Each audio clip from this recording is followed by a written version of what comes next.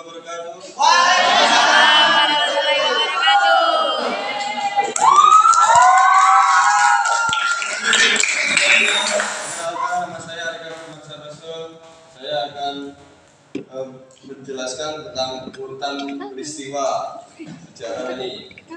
Itu pentingkah? Jadi kepentingan urutan peristiwa itu pentingnya beda. Jadi sebelum itu kita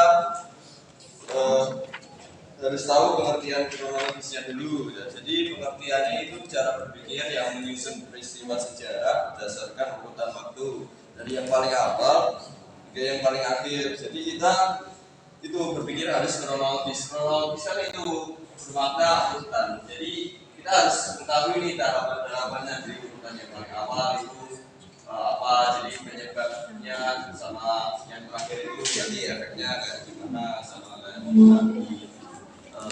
kehidupan masa ini atau masa depan. Nah itu kronologinya ya seperti yang bilang ini, kronologi itu urutan waktu. Jadi contohnya dalam kehidupan sehari-hari kita lahir, terus kita jadi sekolah PAUD, sekolah TK, SD, SMP dan lain sebagainya. Nah contoh-contohnya ini kalau di Indonesia itu ada proklamasi kemerdekaan Indonesia. Nah kita berpikir kronologis dulu. Kemerdekaan Indonesia ini kita harus mengetahui urutan kayak penyebab dan akibat. Dan penyebabnya ini dari 1998 ini berdirinya Budi Utomo. Nah ini jika bakal jadi kemerdekaan Indonesia. Soalnya Budi Utomo itu merupakan organisasi yang sangat berpengaruh terhadap kemerdekaan. Ini awal bangkitnya nasionalisme.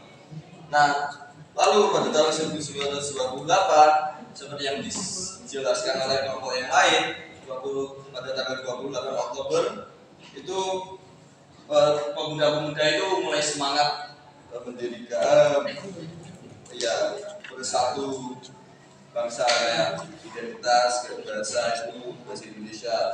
Nah lalu pada tahun 1942 Jepang itu menjajah Indonesia ketika Belanda.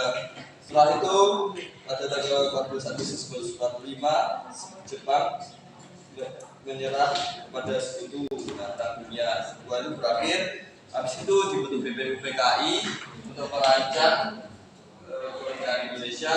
Akhirnya Indonesia memanfaatkan manfaat itu, membangun itu untuk memproklamasikan pada tanggal 17 Agustus 1945. Habis itu akhir ini sekarang kita dapat menikmati kemerdekaan menjadi bangsa yang bebas, bangsa Indonesia. Nah tujuannya itu ngapain kita berpikir kronologis? Yaitu untuk memahami alur sejarah secara logis. Jadi kita nggak kayak alur sejarah itu harus logis. Jadi kita nggak sembarangan, nggak sembarangan memahami sejarah itu. Habis itu mengetahui sebab dan akibat seperti yang saya jelaskan lagi awal ke akhir. Habis itu menghindari penafsiran sejarah yang keliru.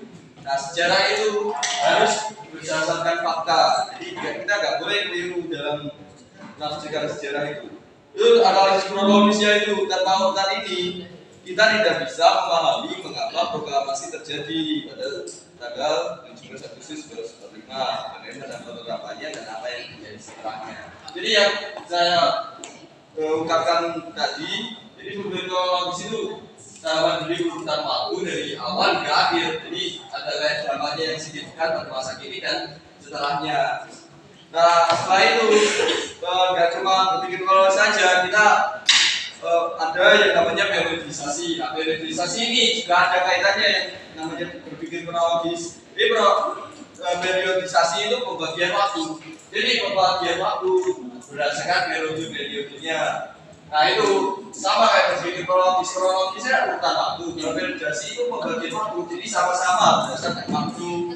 Nah ini jadi contoh-contohnya periodisasi dalam sejarah Indonesia itu pertama itu periode zaman praksara. Nah tentang waktunya ini 400 sebelum Masehi. Nah ciri khasnya itu berburu, belum mengenal tulisan, terus hidupnya itu berpindah-pindah yang modern. Terus zaman kerajaan Buddha. Nah ini mulai nih 400 Masehi sampai 1500 Masehi. Nah pada zaman kerajaan Buddha ini ada kayak kerajaan Sriwijaya, kerajaan Majapahit. Nah itu punya masa keemasan masing-masing. Habis itu kerajaan zaman kerajaan Islam. Nah ini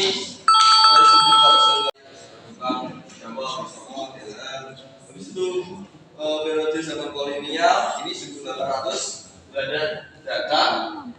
Tujuannya ini untuk mempermudah memahami sejarah yang secara luas, bukan pola perkembangan masyarakat memberikan masa